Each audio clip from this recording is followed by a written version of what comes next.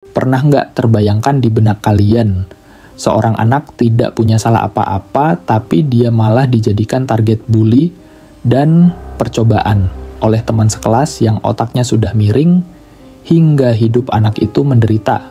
Wah, parah banget itu sih. Kejadian itulah yang menimpa Urama Shun, tokoh utama dalam Jujika no Rokunin. Balas dendam di manga ini bisa bikin kita semua merasa puas banget. Kenapa? Itu karena kegilaan anak-anak ini sudah di luar Nurul. Jadi langsung aja gue ceritain mangganya. Cerita ini dimulai dari seorang bocah yang sering dibully oleh teman-teman seumurannya, tapi dari kelima bocah itu, yang paling bahaya adalah si Goku Kyu, karena dia yang memimpin teman-temannya, dan dia juga yang sudah bikin MC kita, Uruma, dibully. Nah, Uruma ini jadi sasaran empuk, karena Kyu pengen ngajak dia berantem. Sebetulnya, Uruma bukan anak yang bisa dibilang culun juga, tapi karena sering dibully, hal itu mengikis mentalnya.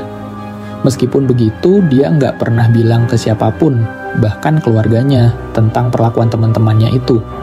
Tapi kan, segala sesuatu pasti ada batasannya. Suatu hari, Uruma udah nggak kuat nahan semua beban itu. Akhirnya, dia cerita ke orang tuanya kalau dia dibully. Namun, Uruma nggak ingin memperbesar masalah, jadi dia memutuskan untuk pindah sekolah aja, biar bisa terbebas dari bullying itu. Beberapa bulan setelah Uruma pindah sekolah, dia bertemu lagi dengan para pembuli yang sudah menunggunya. Kyu pun bilang ke Uruma sebagai hukuman karena sudah lari darinya, dia akan membuat orang tua Uruma celaka. Kebetulan, keluarganya sedang keluar, dan rencana Kyu pun berhasil. Namun, sayangnya mobil keluarganya itu dibakar. Meskipun begitu, kita harus tahu dulu kalau Kyu itu bukan anak sembarangan. Dia cerdas di usianya yang masih muda. Kyu benar-benar beda dari teman-temannya yang membuatnya bisa merencanakan hal itu dengan mudah. Dari insiden itu, untungnya adiknya Uruma masih bisa diselamatkan. Meski luka bakarnya cukup serius, mungkin adiknya itu akan terbaring seumur hidupnya. Dan Uruma, yang kini sudah kehilangan segalanya, akhirnya diurus oleh kakeknya, yang dulunya seorang pejuang. Karena kakeknya sering membawa senjata, Uruma diam-diam mengambil senapan kakeknya. Untuk apa? Tentu saja untuk balas dendam kepada kelima bocah yang sudah menghancurkan keluarganya. Uruma ingin melakukan semua itu dengan tangannya sendiri, bukan melalui polisi atau orang lain. Namun, kakeknya yang mengetahui hal itu langsung memperingatkan Uruma.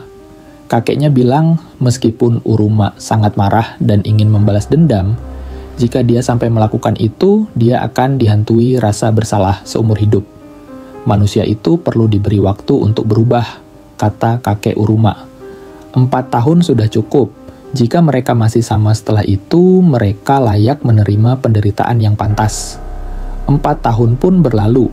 Sekarang Uruma sudah masuk SMA, dan dia merasa siap untuk membalas dendam. Tapi, walaupun demikian, dia bukan orang yang akan bertindak ceroboh. Balas dendamnya harus dilakukan dengan hati-hati dan rapi. Suatu sore, setelah pulang sekolah, Uruma sengaja bertemu dengan seorang cewek yang sedang diserang oleh seorang pria. Uruma pun menyelamatkannya. Ternyata cewek itu adalah teman sekelasnya, Azuma Chizuru.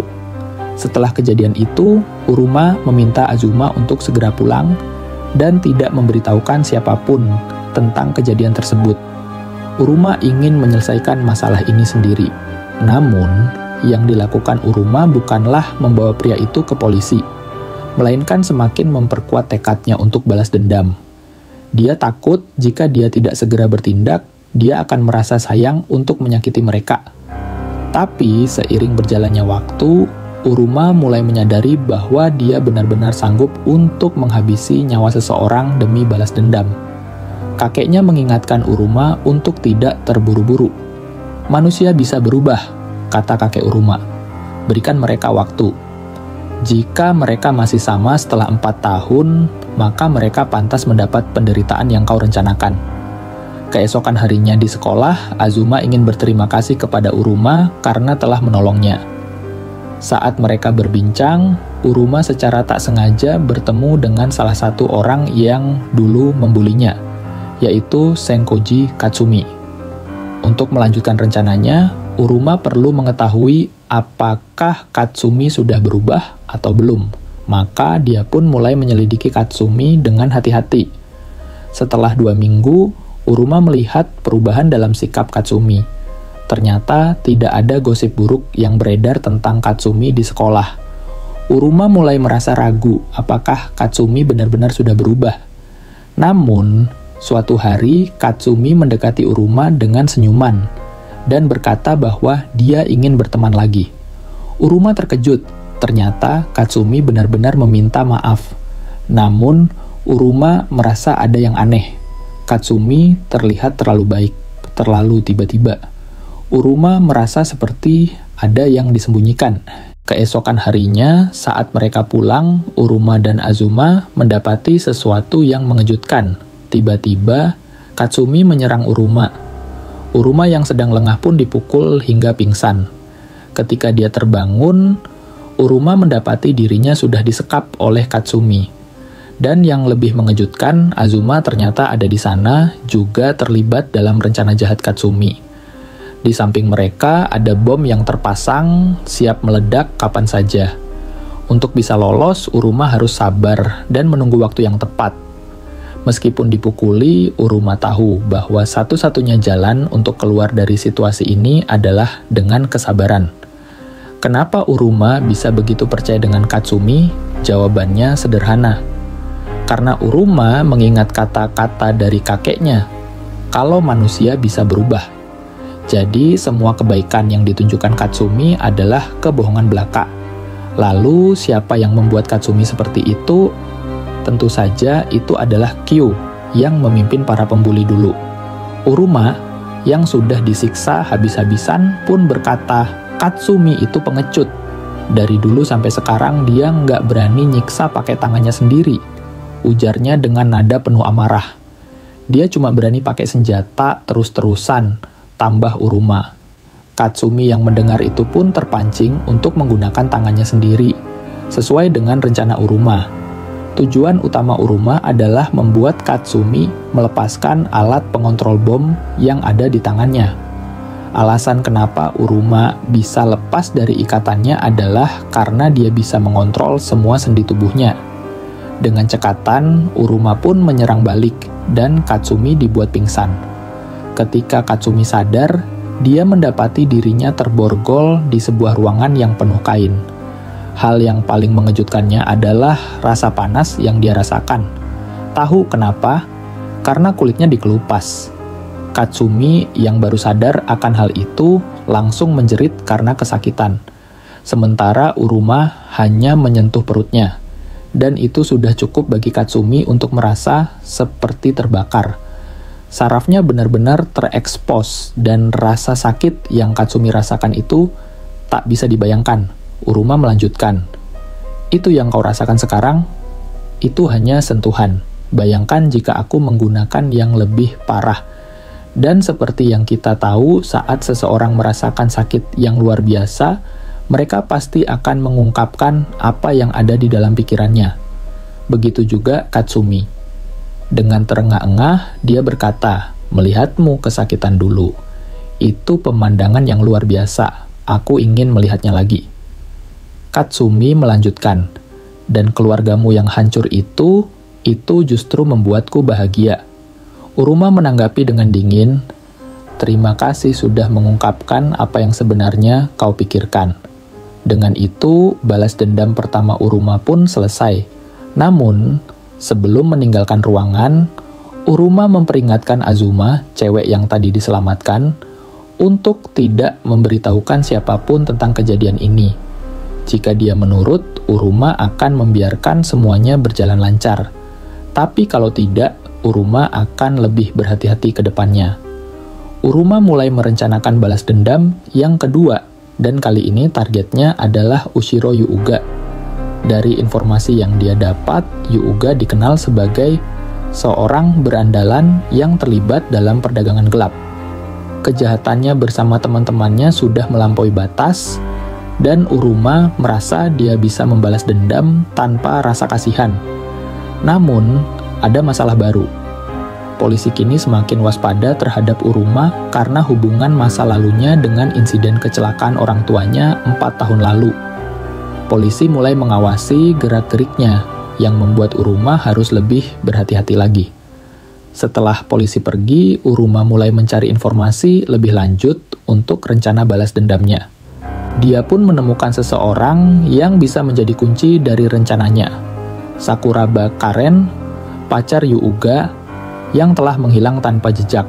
Namun, Uruma belum bisa melaksanakan balas dendamnya karena dia membutuhkan satu lagi bagian dari teka-teki ini. Beruntung, informasi yang didapatkan mengungkapkan bahwa Sakuraba Karen ternyata disekap oleh Yuga dan dijadikan budak. Dengan semua informasi yang dia butuhkan, Uruma kini siap untuk melaksanakan balas dendamnya. Di sisi lain, Yuga sudah tahu bahwa Uruma akan datang menantangnya. Karena itu, dia pun membuat persiapan untuk menghadapi Uruma dengan pasukan yang sebanyak dan seefektif mungkin. Namun, Yuga kaget ketika kantornya tiba-tiba terbakar. Para pasukannya pun panik dan segera kabur keluar kantor. Di tengah kerumunan itu, datanglah Uruma yang langsung berhadapan dengan Yuga. Yuga yang panik menyerang Uruma dengan pisau, tetapi dengan mudahnya Uruma banting dia ke lantai. Setelah itu, Uruma membawa Yuga ke tempat pengadilan pribadinya. Saat Yuga sadar, Uruma menunjukkan sebuah alat dan menjelaskan, ini adalah alat penyiksaan dari zaman dulu, digunakan untuk membuka mulut seseorang perlahan-lahan. Namun, Uruma tidak akan menggunakannya di mulut Yuga, melainkan di tempat yang lebih pribadi.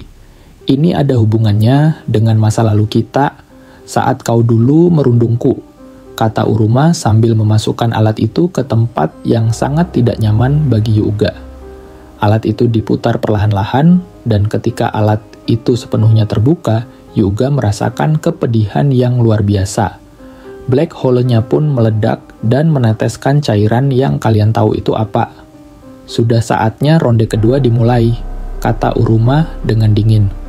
Di sini Uruma mulai menginterogasi Yuga.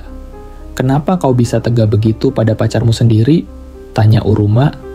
Yuga dengan santainya menjawab, dia cuma mainan buatku.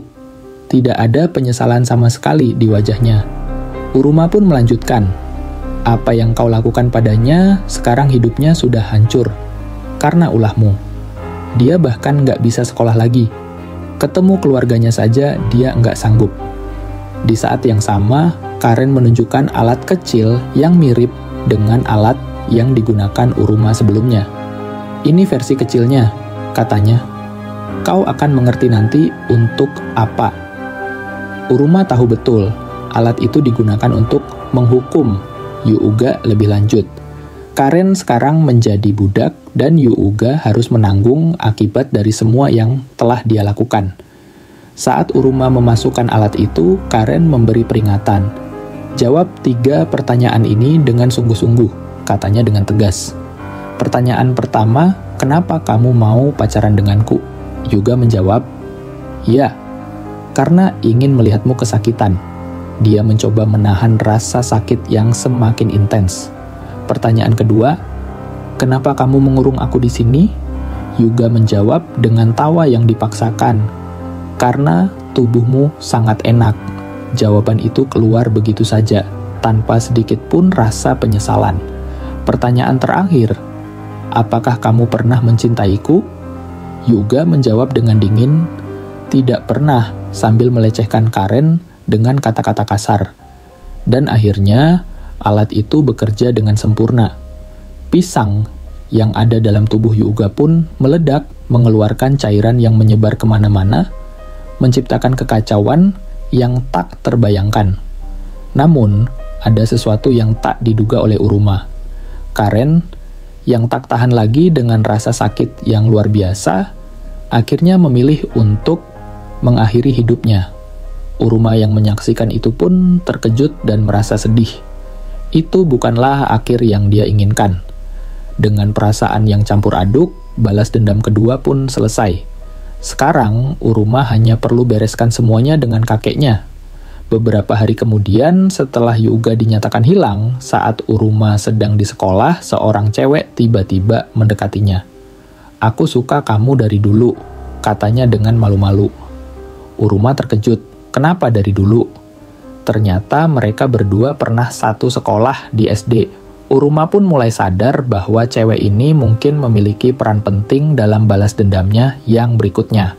Baiklah, bagaimana menurut kalian Tiantang manga yang satu ini? Tulis jawaban kalian di kolom komentar ya. Dan jika ada manga lain yang mau gue bahas untuk konten selanjutnya, kalian tinggal komentar saja. Jika gue ada waktu, gue akan coba menceritakan manga tersebut. Oke, mungkin cukup sekian dulu cerita manga hari ini. See you next time. Semoga harikan kalian baik. Terima kasih telah menonton di channel ini. Dan sampai jumpa lagi.